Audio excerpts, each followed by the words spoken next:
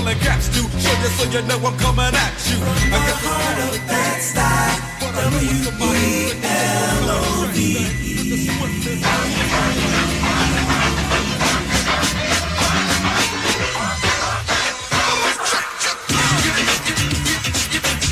What you know about that? Yes, Spike Lee movies, deep cover, Do the Right Thing. All these movies, man. He's got Game, Summer of Sam, Malcolm X, Oz, School Days, A Huey Newton Story, and more. Across the seat from you right now, another beautiful brother, gracing the stage here at Just Jazz KCRW, Mr. Roger Guenveur Smith. What's going on, sir? We're here, we're fighting the power. Always. It's always like that. And you're here to talk about some more of your beautiful work with a great friend of yours, Mr. Jean-Michel Basquiat. Yeah, it's in honor of Jean-Michel Basquiat, which is currently playing at the Outside In Theater, a beautiful new venue in Highland Park section of LA. We're up for 2 more weeks through November 9th, so please come and check us out. We're at outsideintheater.org. That's theater with an R-E.org. Yeah, man, I got a chance to stop on through and see you do your great body of work. What I really love about you, man, you're one of the best character actors that there is, man. You have this special way of mentally manipulating the minds of the audience. I mean, I find myself halfway outside my body and halfway to you. So in between myself and you is where I exist, sitting there watching you, man. And I'm really wondering how much time, energy, and love you put into, the study of your characters, man. And especially a good friend of yours, somebody that you knew, Jean-Michel. Yeah, it's amazing to have the opportunity at this point to recall, retrieve, replay my friendship with Jean-Michel Basquiat, the great artist who was born in 1960 and he left the planet in 88. But along the way, he left us a great, great body of work, and I'd like to hope that we're working in the tradition of that work even in this year's 2025. I'm accompanied, as I am frequently, by Mark Anthony Thompson, live sound design by Mark Anthony, who's up in the booth going toe-to-toe with the text. And it's, once again, very rewarding to work with Mr. Thompson. We've done 17 shows together over the course of a couple of centuries. Well, I watch you, and I know you've worked with him, and you've also worked, of course, as we mentioned, with the one and only Spike Lee. You have so many films with him. I would imagine that he gives you, one direction, but after you get that direction, all of your characters, you own them at that point, man. I like how you... I just like how you take us outside of ourselves, man, and your play with words, man.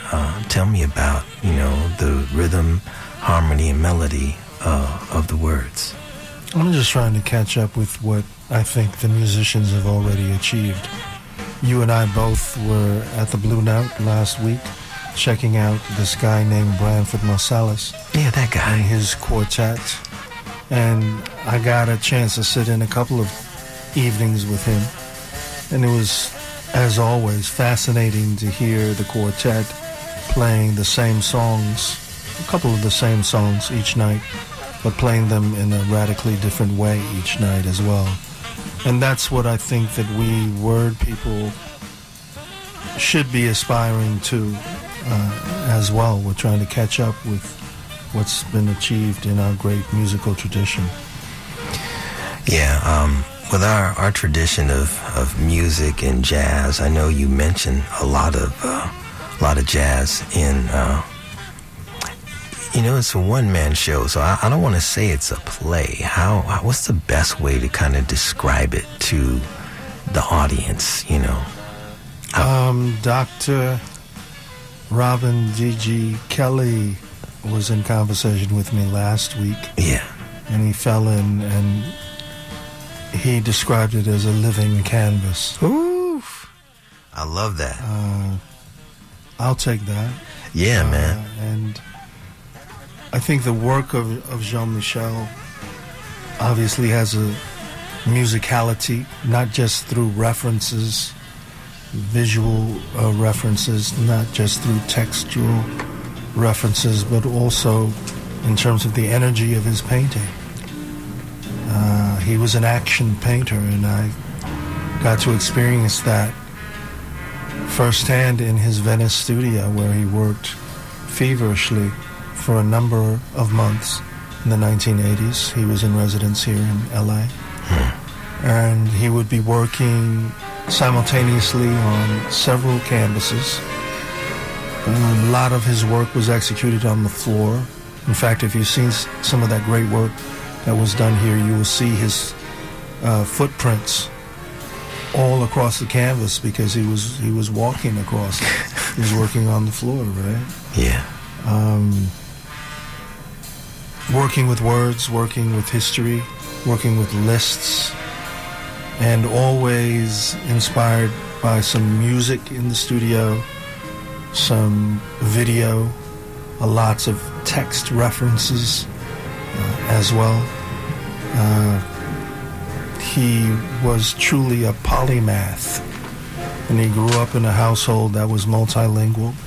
His mother, a Nuyorican, his father, Haitian. So there was Spanish, French, Haitian Creole, and English spoken in his Brooklyn home. And he has, left us a legacy of kind of encyclopedic reference and obsession. The same sort of obsession that I had as a child growing up in LA. I used to read the World Book Encyclopedia for fun, and so did he. In fact, when the family mounted a recreation of their home here in LA a couple of years ago, I was very pleasantly surprised to see the same edition of the World Book Encyclopedia in the Basquiat family living room as was in the Smith family living room. Yeah, I love that. And you should love it too, because you are listening to member listener supported KCRW Santa Monica, Los Angeles, KDRW Santa Barbara, KCRI Indio Palm Springs, KCRU Oxnard Ventura, and KCRY Mojave. Community service of Santa Monica College. News, music, culture, of course, the best in jazz. NPR for Southern California. We are talking to the one and only Roger Guenveur Smith, talking about his good friend Jean-Michel Basquiat, and he is doing a one-man vocal painted canvas over at the Outside In Theater. That's over in Hyde Park. It's called Hyde Park. It's the Hyde Park area. Highland Park. Highland Park. Highland Park is off of Crenshaw. This is on York, not far from Occidental College. Right. I was thinking of Chicago, man, but you're right. Yeah, it's there's right. A Highland Park in Chicago as well, and there's a Hyde Park also. Okay, all right. Well, we're tripping over these different neighborhoods of black people, but what we're not tripping on is the art.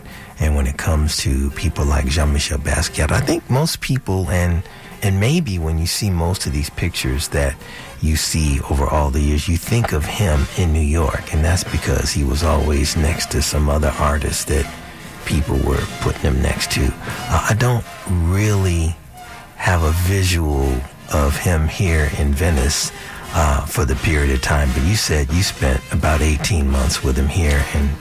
And there's a picture of the two of us, which is on the website at outsideintheater.org. And that was taken actually in Los Angeles at the Gagosian Gallery. It was at an opening there. But I had a space in the 80s called City Space near MacArthur Park. And we did an evening called In Honor of Jean-Michel Basquiat. Yeah. I mean, we threw some beautiful flowers at him, when he was on this side of eternity. And trying to do the same thing today.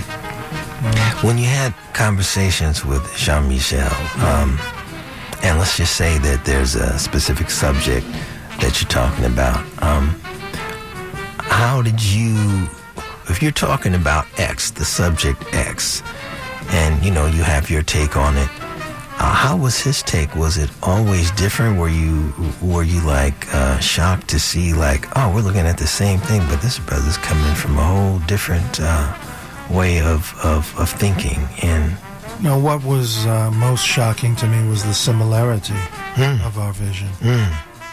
Our obsession with history, with biography, with politics, with geography, with Mark Twain.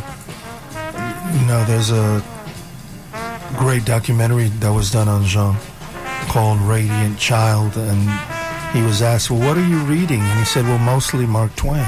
And when I was a kid, I did speech contests, and one of the things that I did in competition was the first 15 pages of Tom Sawyer by Mark Twain. And one of the first influences on me in terms of solo performance was Hal Holbrook, the late great cat who did Mark Twain from his undergraduate days all the way until he was 80-something years old. He said, hey, I've been playing Mark Twain longer than Mark Twain played himself. And Jean had a similar obsession with Twain. And interestingly, Mark Twain said, well, I came in with Halley's Comet. I suppose I'm going to go out with Halley's Comet. And he did. And Jean-Michel was born after the biggest domestic air crash in U.S. history, when two planes crashed above Staten Island. And one plane landed smack dab in the heart of downtown Brooklyn. Oh, wow. And a few days later, Jean-Michel was born. Then the day that he made his transition, August 12th, 1988, the Empire State Building caught on fire.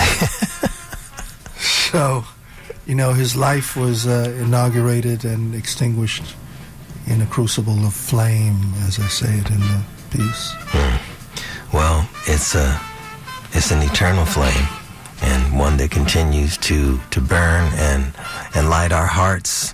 And they just had not just, but a very short while ago, they had a big Jean-Michel Basquiat display downtown in a few locations. And you really got a chance to sit there and stand in front of these paintings and say, man, I don't know how old this cat was, but like, what is going on in his mind that he is combining what's happening out in the street with what's happening with your body, with jazz, and these messages, and putting it all together to make us think. Yeah, I mean, and it's I think a kind of push into the future as he saw it, as he interpreted it, so that even today we would be discussing this work, be reveling in it, be inspired by it. And just last week, Great Jones Street in New York City, where he lived and worked, the name was changed from Great Jones to Basquiat Way. I love that. So there's a permanent signal that, hey, Jean-Michel was here, he did his thing, and his work lives on. His work definitely lives on, and you can check it out for quite a while, till November the 9th. They'll be performing over at the Outside In Theater. You can check it out online at outsideintheater.org. It's called In Honor of Jean-Michel Basquiat, created and performed by this beautiful gentleman right next to me, Mr. Roger Guenveur Smith. Thank you so much, man, for coming in and talking about Basquiat and just, sharing your knowledge of him and giving us a little vision into your life and his life and the art and the music and the encyclopedias. I had all those encyclopedias too. I just didn't look at them. Well, it's never too late. Yeah. You might have to dust them off a little bit. Yeah. But listen, we'd like to invite all of the KCRW listeners to join us. We run Thursday through Sunday, and we're here through the 9th of November. So I think we have some special gifts for your listeners. Okay. And I don't know exactly how to make that work. We'll hook it up. But I think we're going to make it work as part of your gift program. Beautiful, man. Yeah. Well, I'll make sure to get that information to them. And remember, this is at the Outside In Theater in Highland Park, not in Chicago, right here in Los Angeles. And it's an honor, man. It's a pretty quick. It's like a 1 hour, probably an hour and 15 minutes straight. You talking and just weaving. And painting with words on this canvas, and we get a chance to see that, to understand about Jean-Michel, to hear some elements of jazz in there. You drop in these little knowledges, Eric Dolphy on the corner of 36 and Western. I'm like, yeah, that's right. Absolutely. Yeah. It's wonderful, man. Thanks for coming in and stopping by. I know it's been a long day for you. Check him out, Roger Guenveur Smith, in honor of Jean-Michel Basquiat. Thank you, man. Thank you, man. Yes, sir. Thank you, Jean-Michel. And who are we listening to now? Eric, the Birdman. Yeah. We call him the Birdman because he would listen to the birds in his garden every morning before the sun came up. And that's really how he learned to play those multi-instruments that he mastered. And when Eric Dolphy passed, his guy, Charles Mingus, jumped into his grave and said, take me. Yeah. Take me with you, Eric. Yeah, man. It's deep. Thanks for taking us, Eric. Absolutely. Eric used to, the birds used to fly and land on the telephone lines, and he would play it. Bad cat. All right, Roger. Thanks so much, man. Peace. Peace. You can say that, right? Yeah. Okay. Yeah. All right. Peace.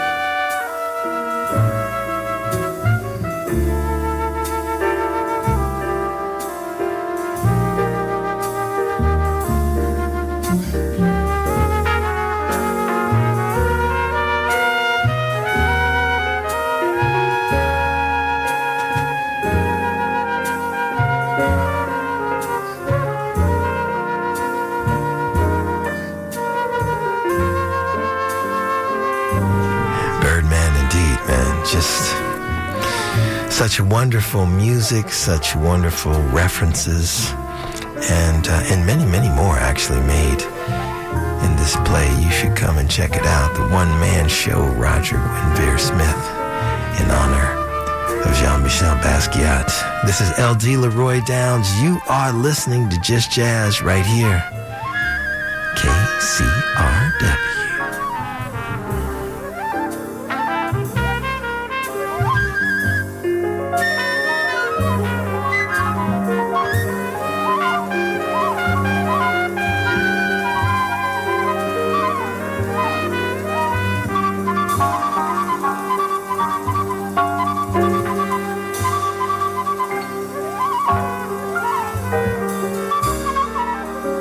Thank you.